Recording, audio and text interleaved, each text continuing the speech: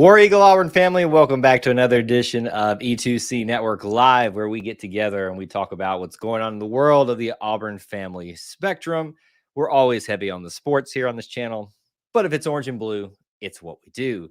Thank you for joining us, whether you're watching live or on the replay. We appreciate you being here even for just a few minutes, just to hang out with us, say hello, maybe have a counseling session or two. But no matter how we get you, we're thankful to see you here tonight or on the replay. So on today's live stream, or tonight's live stream, or waking up out of your coma of sadness live stream, we're going to be talking about a reaction to Auburn football falling to South Carolina on the road. 21, excuse me, yes, I'll make sure I have that right. I can't even remember. Like I blanked out from this whole game. 21-17. Listen. I try my best to be very positive and optimistic and keep things that way.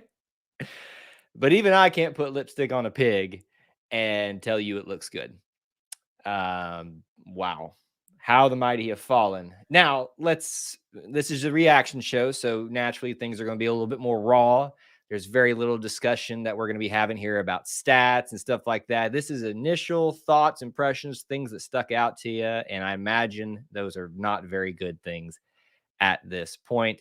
So there are a lot of things that we need to talk about in context before we just overreact on everything, but I understand the realness and the raw situation that we are in right now as Auburn fans. And I'm sure as we'll see South Carolina fans pop in here, probably some Bama fans as per usual, maybe some Georgia fans, everybody who loves to, revel in the misery of the Auburn Tigers. We'll probably see a few of those, to do that. Thomas was ready to get go. Let's not wait till postgame. I've seen enough of the clown show. A lot of Harsin on the verge.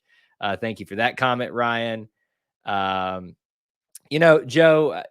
oh my goodness, I'm not even going to bother with that. That's just so ignorant.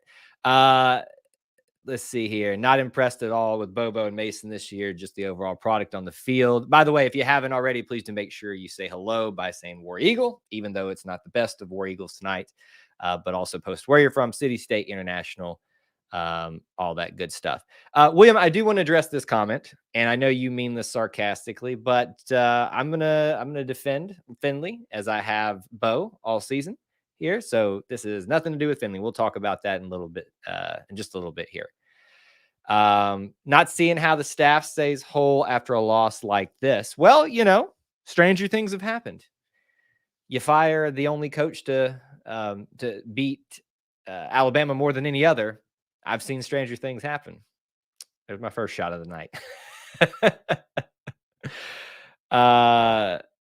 Corey says, I missed the first half, but by the looks of it, I didn't miss much. No, things looked pretty good again, as they did in the very beginning. Auburn got off to a 14-0 lead and just hit the brakes and couldn't get things going. And it was very, very, very sad. By the way, thank you, Corey. Corey is one of our our Booster Club members. Thank you for your support and for helping us produce this content. Also, John Stokes, a channel member and a Booster Club member. By the way, if you can't tell, background's not necessarily different, just different angles. I put some lights up for you guys. See, I had hoped that this would be almost in celebration, but alas, we're not. E2C Central is undergoing some much needed cleaning up and maintenance and stuff like that. So there'll be some more things to come. I'm actually, this mic that I have in front of me, I hope y'all can hear it okay. It's kind of jerry-rigged at this point.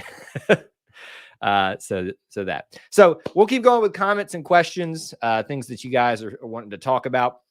A little bit we'll hear from our sponsor, but that's just really what this stream is about, just kind of getting out the feelings and stuff. But let's be constructive. Let's talk about some things. Let's not just blame people. Let's talk about what went wrong, things like that. That's much more productive conversation, I think. John, we'll start off with this. It's great to be an Auburn Tiger anyway. I completely agree. I'd rather be an Auburn Tiger than a Crimson Tide elephant, man that barks like a dog as an adult, all those things. Jack, I'm emotionally broken. I believed in Harson, but it's slowly waning. I've heard from someone that might be right or wrong on this intel this year, but said Tank is gonna, I guess you said, hop in the portal. Well, you could understand why he would, right? But we also heard that last year. Here's the thing. Uh, if you haven't caught on, message boards, rumors, sources tend to be wrong more than they're right. So that's why you should just kind of just hold the phone here until we see what happens. Tank had a great game. Wow, what an absolutely great game by him. I don't have the stats in front of me. That's not what this show is about. But he was outstanding and just looked like he had a mean streak about him that he has not had all season. So I mean, if we want to talk about some good things, that was a good thing. I thought the offensive line, as much as I've criticized them, rightfully so, this season, did better in some areas tonight that they haven't done, but that doesn't necessarily mean that was exactly what we needed. You know, the interesting thing about me, this for me is it was like tonight, finally, the offensive line decided we're going to man up for the most part. And Tank decided, I'm going to actually play with a mean streak tonight. And those two things kind of combined into something there. But as you can see, Auburn's just suffering right now in many ways than just getting the run game is going to fix. What we need to do, let's see. What we need to do is we need to say move SEC headquarters to a different city, and we're leaving the conference. Listen, that was a bad call, and anyone that argues it isn't is bad. But I'm going to argue the opposite side of it as well. You shouldn't be in that position. It really is. I mean, you've got to be able to recognize both that. Yeah, Auburn has not gotten the calls this year, but you also can't put yourself in those positions. So it's a double-edged coin. But when it happens as much as it's happened this season, it does seem pretty unfair. From Mobile, John, thanks for checking in from there. Did you catch the post-game interview with Beamer? Said they came out after the half and just ran the same play over and over again, then laughed embarrassingly. I did not. Honestly, came up here to get ready because as I addressed, things are a little bit different today with the setup. So I had to kind of, hurry up here and not just watch us, have to take the kneeling down of everything. Can't finish, John says. Changes are coming, please. What if they don't? What if they don't? So here's the problem with, and I'm not saying you're wrong, John, but here's the problem. The choices are you power through it and you figure it out for another year because this is a transition year, as I think we all should have realized. This is a year where they're going to struggle a lot. Didn't think it was going to be this much. Also, if you make all these moves now, which I'm not saying that's not the right thing to do, you're perpetually setting yourself up in a cycle where you can't gain any ground or momentum. A lot of people will remember how much people didn't like Ted Roof his first season as Auburn's defensive coordinator before the championship year. Stuck it out with him and it worked. And I'm not saying it's Ted Roof was nowhere near as bad as this defense has been this year, but it still wasn't good. Ted Roof, Ellis Johnson, same thing. Whichever way you want to look at that. The blame equals team, everyone, including coaches. Absolutely. Tonight, there's a poor decision making. There was, in terms of what we can see, there was poor execution all the way around. Blame goes all the way around. It's not just one thing. 4th and 1, and he was running angry. Perfect time to throw the ball. They discussed this because, everything now with Lane Kiffin and his little charts and things on when to actually go for things has kind of changed everybody's opinion on when you're supposed to do that. And they actually did that. Someone did this on a Twitter thing. And they said it was actually a good decision to go for it in that situation. However, not the right play. And I would have to agree with that. I don't think it was,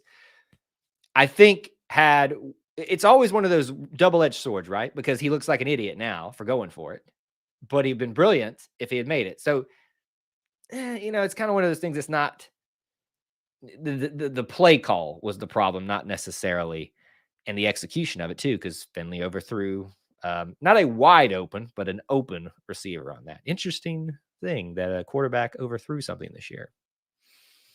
Maybe it's not just one player.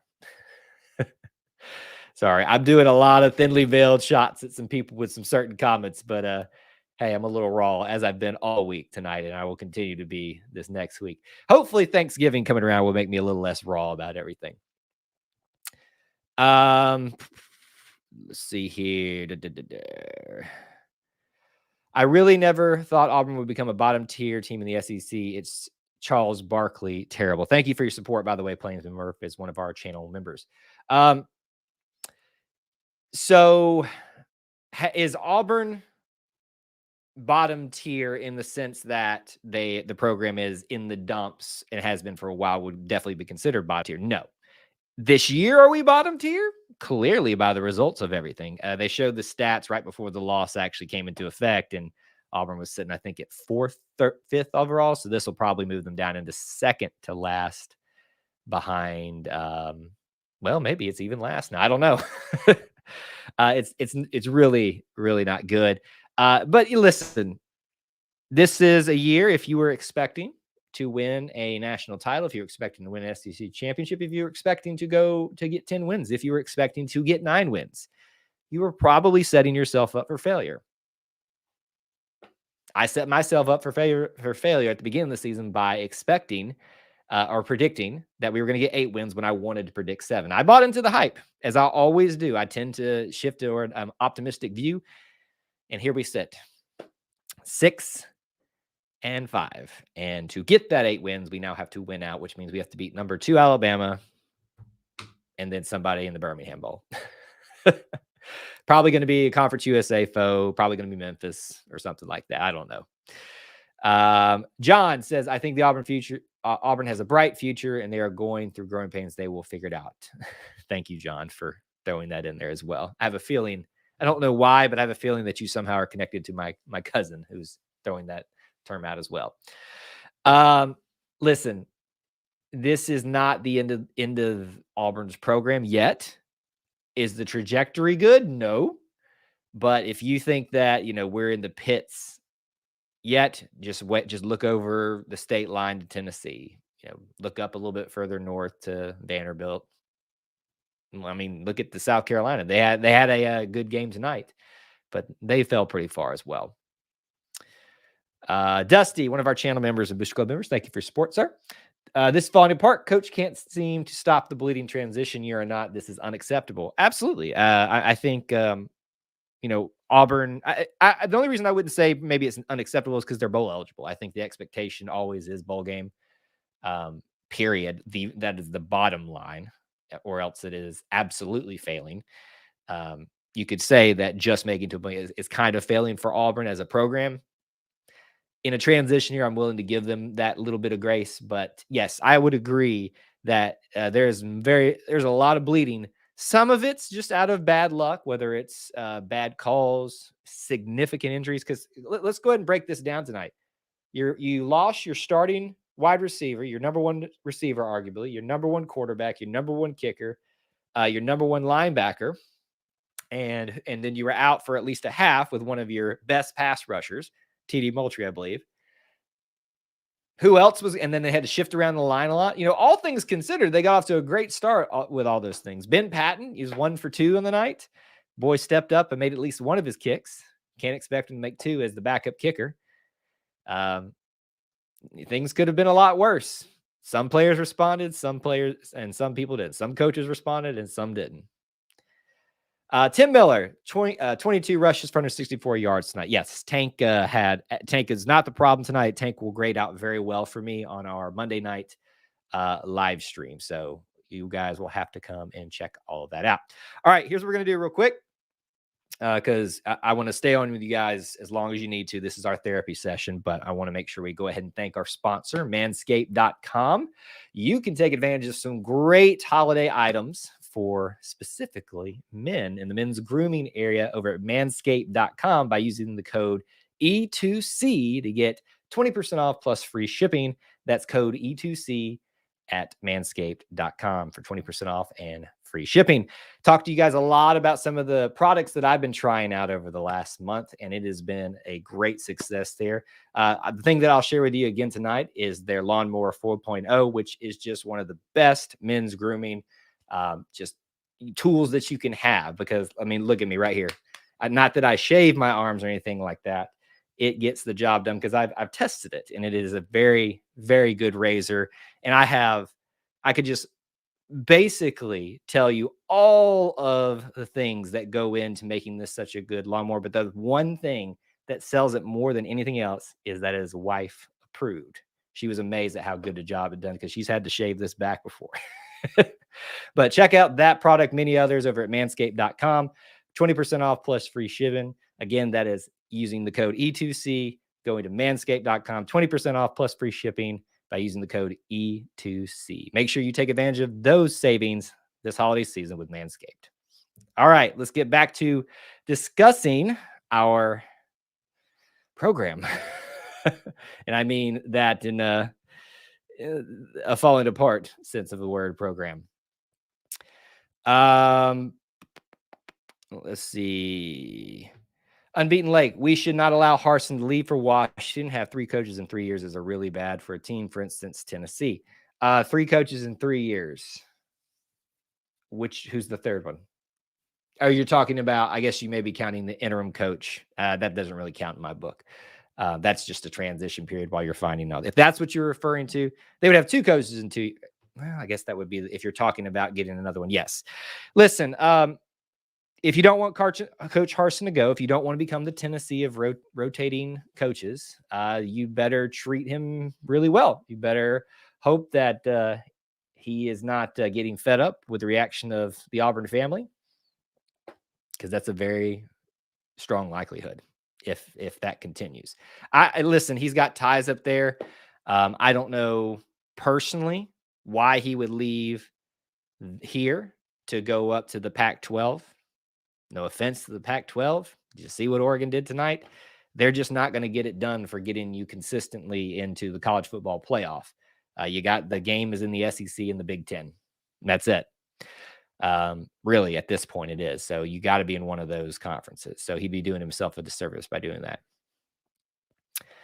Dusty says, I was wrong about Bobo. Dude has been getting worked. Well, he's also without his starting wide receiver, his starting quarterback, all that stuff. And listen, I'm not just trying to make excuses for him, but I'm also just trying to play devil's advocate on both sides of the equation here. Excuse me. Plainsman Murph, don't see Bobo go anywhere due to his kid wanting to play for him. Mason will be politely told to look elsewhere. Harsin will have to move to a more man-up defense versus the soft zone. You know, I would say, honestly, I would agree with Plainsman Murph here a little bit. I think, and some of this is our own fault, the hype that Mason came in with and just the utter face plant that has occurred with it. Some of that is scheme and trying to force players that were brought in to run a different defense to run this one. That's in play. But, you know, it can't be this bad. The athletes are there. I just don't know why it's that bad. Let's see here.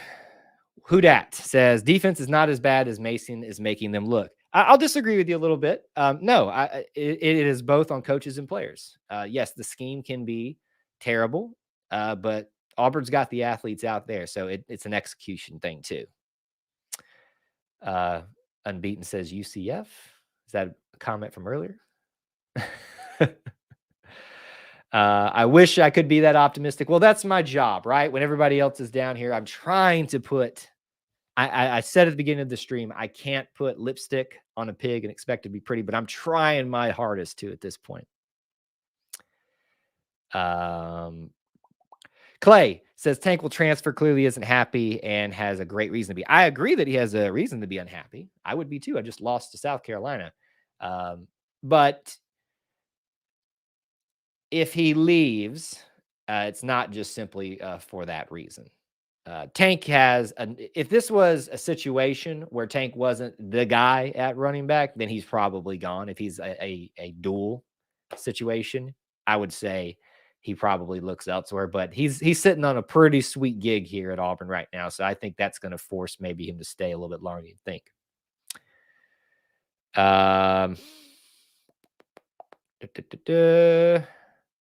Dusty, 8-4 is not an unreasonable expectation. This team easily could be 8-4. 100% agree. We continue to beat ourselves more than an opponent beating us. So when I was saying earlier about 6-6 should be, bowl eligibility should be the bare bottom expectation. I kind of go into that with expecting an 8-4 season most of the time. I wanted to kind of predict 7-5 this year, but bought into the hype early on. But yeah, Magic City, here we come. Yes, it's looking very likely. All right, keep the comments and questions coming. We're a little bit behind here. Now, Thomas, I understand you're upset. If you're willing to call Coach Harsin and Bobo and Mason to their face clowns, then you can keep saying that here. But if not, I would suggest let's be a little bit more constructive in our things. And I know it's easy to say here online that you'd say it to their face, but I can guarantee you wouldn't. The fact that you just had to compare us to Vanderbilt, South Carolina's recent trials is all I need to know at this point about being a bottom tier SEC. Again, I'm trying to put a lipstick on a pig at this point.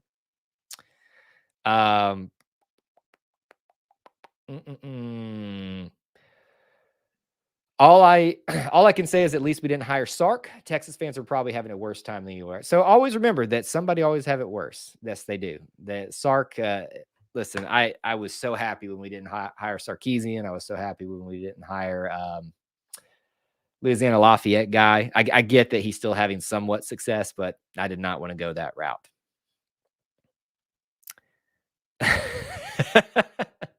Hey, you football Manscaped on Saturday night. Am I doing it with my Saturday nights? Hey, listen, man, I don't care what you're doing as long as you're here. I appreciate you, sir. And Manscaped does too.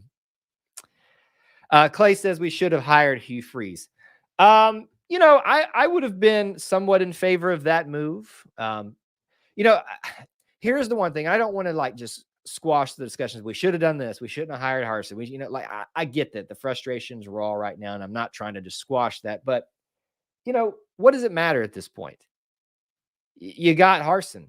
So you either need to figure out how to make it work, deal with the struggles right now, or we enter what my fear was going to happen was we force a coach out way too early and we enter the Tennessee cycle of in perpetual irrelevance in the SEC. And that is much closer than even I thought we would be this year. Is Shula available? You don't want that.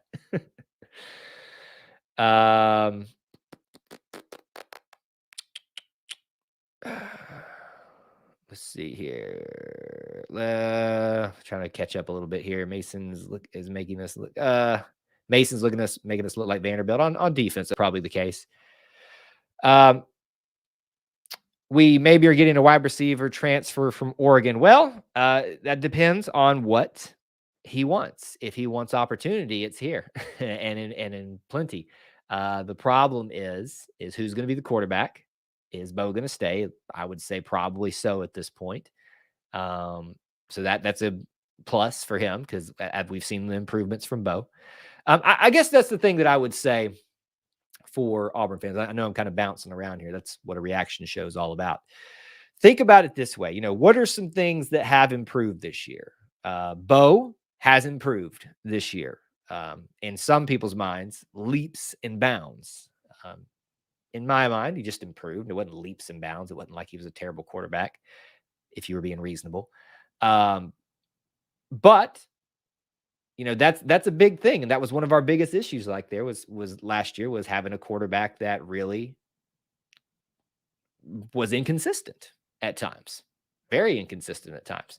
So I guess that's the other thing. If you want a transition, if you want another change, consider that. And so that'll be the fourth offensive coordinator, especially if you want to change an offensive coordinator in a year. Thomas, did you look at Tank's face in the game? He leaves because he knows a clown is calling plays. Okay, again, Thomas, we're going to stop addressing your comments if you're just going to be that way about coaches and stuff like that. You can be upset, but you can also be mature.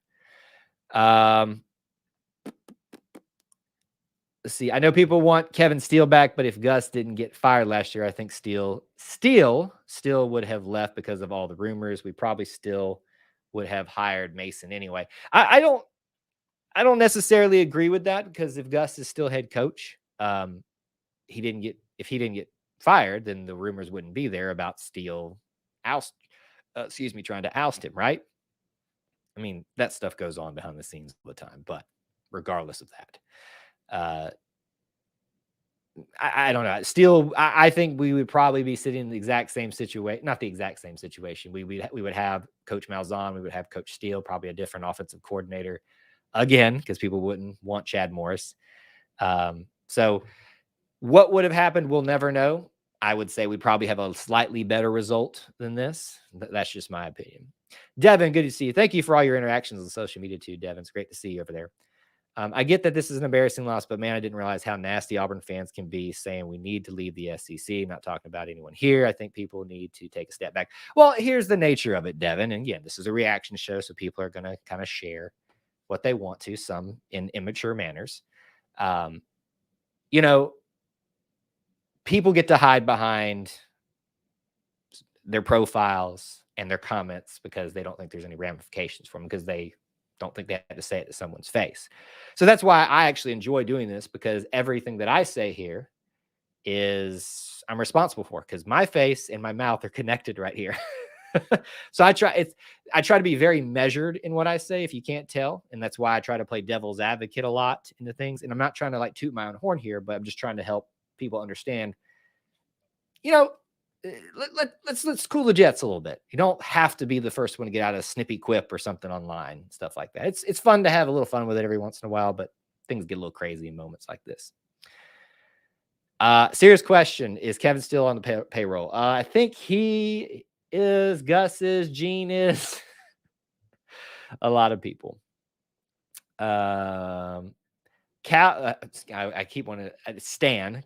Ever since you changed your name, Stan, thanks for being here. He is one of our channel members. Thank you, sir, so much for your support, as always. I said, an incredibly disappointed Auburn fan, and you should be. You should be incredibly disappointed in this. I like Unbeaten Lake. He's trying to put lipstick on the pig, and I can appreciate that. Pat Dye went 5-6 his first year. Yeah, a lot of coaches had very bad first year. Coach Saban did. We've heard that one a lot. I think the important thing for Auburn fans would be to deal with this very frustrating and how about this? Let's poll the room, and it'll take me a while to get down to your responses. What's more disappointing, South Carolina or Mississippi State loss? To me, it's still Mississippi State, because of the way that one was lost. This one, you were without your starting quarterback, your starting kicker, starting this, starting that. I honestly, this was my least anxious game of the season, despite what was happening, because I just knew. I knew these things were going to rear their ugly head. But yes, I agree that some of the greatest coaches have had very, strong or poor starts. Let's see here. Plains Murph, I like Harson's mentality and approach. What I don't like is the lack of in-game adjustments and highlighting your playmakers. Sometimes it's not happening at halftime, and that the last staff did well. I would argue at times, especially at the half, they've done well. Mason was getting a lot of praise for their second half adjustments midpoint of the season. Bobo as well. It has had kind of that happen at some points this season. But, yeah, I mean, again, I'm just kind of bouncing all over the place because I'm just trying to process all of this. Let's see here. Man, I'm so disappointed. Sports with Cord. By the way, you guys need to check out Sports with Cord. He's another cool YouTube channel out there. I'm so disappointed with this team. We need some deep recruiting to happen. The problem is, Cord, and I think you know this too, I'm just saying it for the room, recruiting doesn't start taking shape really in terms of its effects, good or bad, for a couple of years. So we all know the offensive line needs to be complete sweep and clean. That's going to be a young group. You got to give them time to happen, which is why I always stress for 4 to 5 years of trying to let a coach figure this thing out. Now, I know based on some of y'all's reactions, you're not willing to let that happen. But it's the reality of the situation. Recruiting is the thing that's going to start to get this thing shifted in the right direction now with the right mentality, as somebody was saying earlier, that they like about Coach Harsin, getting the right players in, installing your system, how you want things done. When those new things become less and less, these problems are going to rear their ugly heads, usually less and less. Jacob, believe it, my man. Auburn lost to South Carolina. I honestly didn't think so. I didn't think it would happen even without Bo. And we haven't even talked about TJ yet, and we need to talk about him because I think he deserves a little bit of honest praise. And not praise, I shouldn't say that, because I don't think he had a great game. But the game tonight, results of it had very little, in my opinion, to do with TJ. Can't really put a lot on that. Benjamin. Everybody, if you want someone to direct your anger at, there's your Mississippi State fan. First of all, Benjamin, you must have not a lot of pride in your team if you're over here throwing Hail States around. But hey, don't expect much over there. Sports with Court. Overall, the team has improved greatly. Play calling is still the same. I'll disagree with you a little bit. I don't think they've improved greatly. And I think Corey said this too. I think the main thing that has improved this season has been Bo. We've downgraded in wide receiver. We've stayed the same in offensive line. Tight ends has improved, so there's another one. But that's just kind of with usage alone and scheming and stuff like that. Special teams has either stayed the same or gotten better in some areas, in my opinion. Linebackers has about stayed the same. Defensive line and defensive backs have just fallen off. So I don't see where you think this is improved greatly, but I do think there has been some improvements in some areas. Play calling, though, is it the same? I don't know that we're going to agree to disagree on that. I don't know. I don't know if I agree with that one. Stereotypical Auburn fan. Good to see you, my man. I hate to say this, but I would be. We've talked about this a lot. If Tank's going to stay, we'll find out, right? No sense in worrying about it at this point. Let's see here.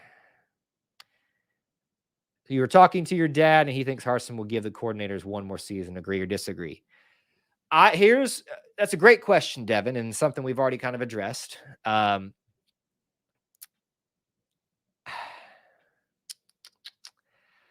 think I'm a fan of stability because that's what a program needs. So you don't become a Tennessee. So as much as most of y'all are going to dislike this, yes, I think everybody should be given one more season. And if changes aren't starting to take shape early on, I would see changes maybe needing to happen then. Do I think changes are coming? I haven't heard anything, but just my impressions, yes. So if you're asking what I want it to stay the same for stability's sake. But will changes come? Most likely. Just feeling the situation out. Dusty, talk to you, money. I've had all the Auburn I can take for a while. If you never see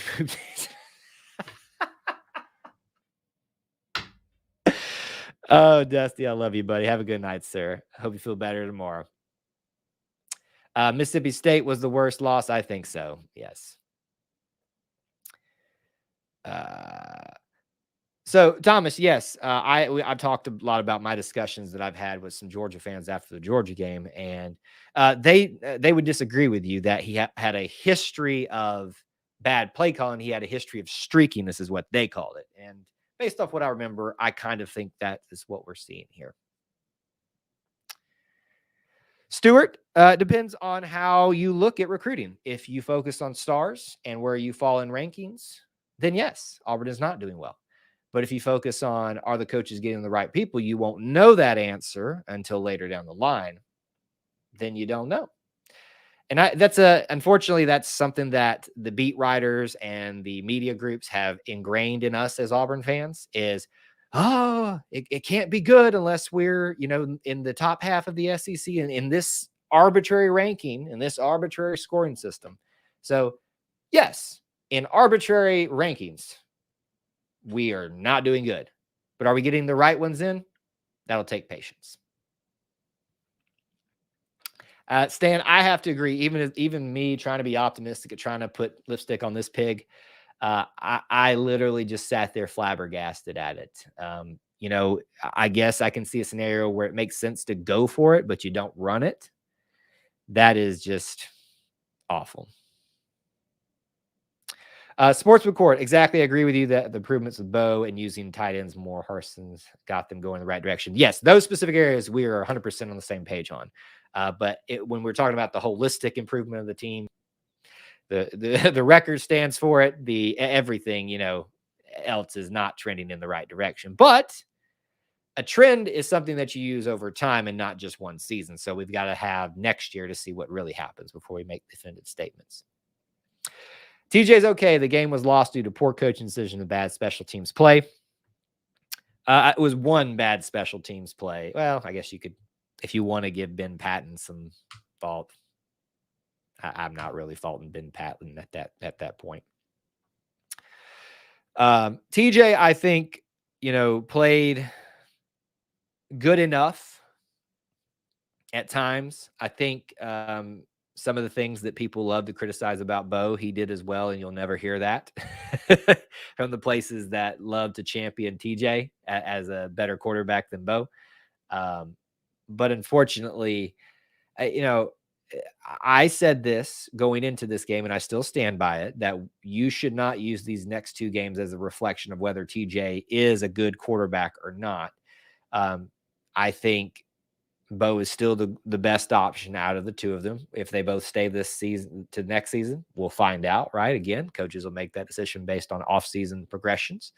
But at the same time, you are seeing why Bo was the best option. And if you continue to argue that Bo was not the best option at quarterback this season, then you're being ignorant and you're being unreasonable. And that's just the facts. I would think we would have won with Bo. Although, how about let's give TJ some credit. Pulled one of the old Bo Nix slipping out of a tackle situations there. That got a first down with it. That was a great play. I think TJ tonight had some really great moments. But unfortunately, you've got to string some of those together. And, Bo, for some of his inconsistencies, was able to string a lot more of those moments together. Plainsman, my honest critique of TJ. He was nervous to start, fumbled snap. He fumbled twice, right? I think it's throwing into the ground. He doesn't read progressions well yet. Yeah, I'll disagree with you. There was a couple times he went through them very well, couple times. And that's what I'm kind of trying to get across here is that I think TJ he averaged out well, in my opinion. And I still don't fault him a lot in this, in all the areas. I can understand the nervousness. I can understand maybe at certain times not going through your progressions. It's a tough situation to come in, man. And he did it once this year against an even more inferior team, but still did it. Who's to say he couldn't have worked that magic again? I like the agree to disagree debate. I appreciate that. I try my best to, even if I agree with you, to find the other side of the equation, because this whole we're just going to be in an echo chamber and be like, oh yeah, everybody sucks, or oh yeah, everybody bad. It's just boring.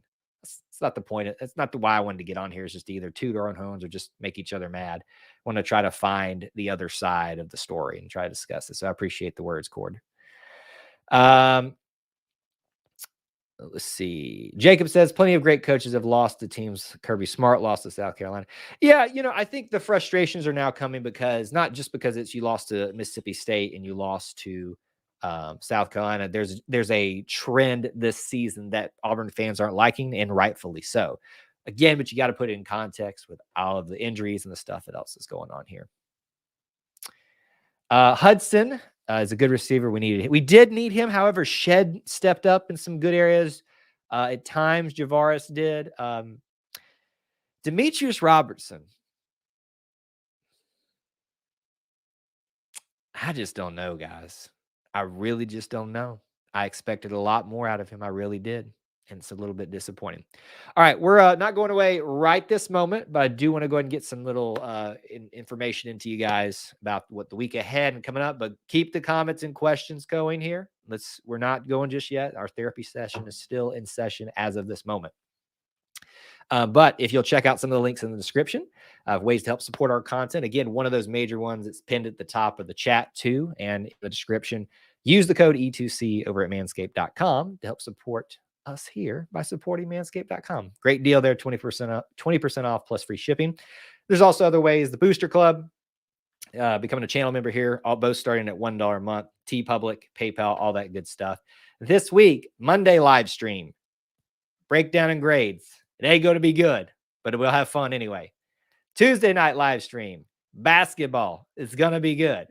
Come for that one. I promise. And these are all 8 o'clock. Wednesday night live stream, preview the Iron Bowl. We'll try to have fun with that one. Am I selling it well or not? But 8 o'clock all across Monday, Tuesday, Wednesday before we get to Thanksgiving. I will be on the road then. And next time we'll see you, we'll be in in Auburn for the Iron Bowl. And we'll be doing our normal game day coverage there. But that's what you can expect for this week.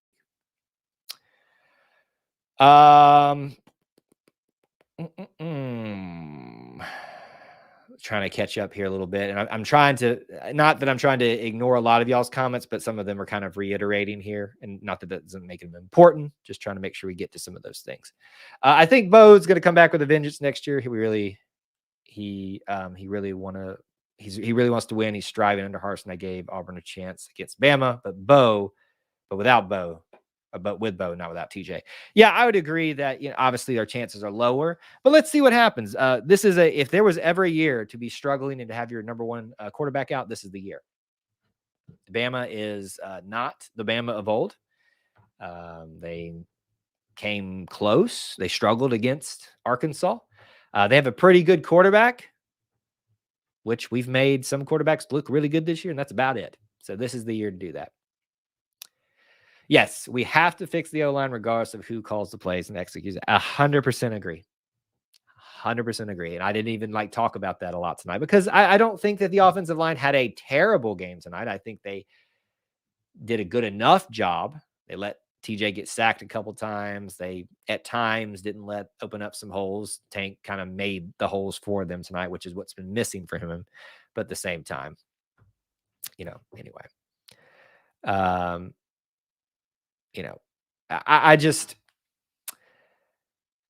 don't know, guys. I think I've said just about all I can say there. Can't believe the Iron Bowl's next week. The season has flown by. It has flown by in some occasions, but in others, it has not. To me, like this last couple of weeks is just drug on and on. It's just because been some of the struggles here. 2022 forecast, our offensive line will likely be taking a step backwards. And yes, I changed my name again. There you go.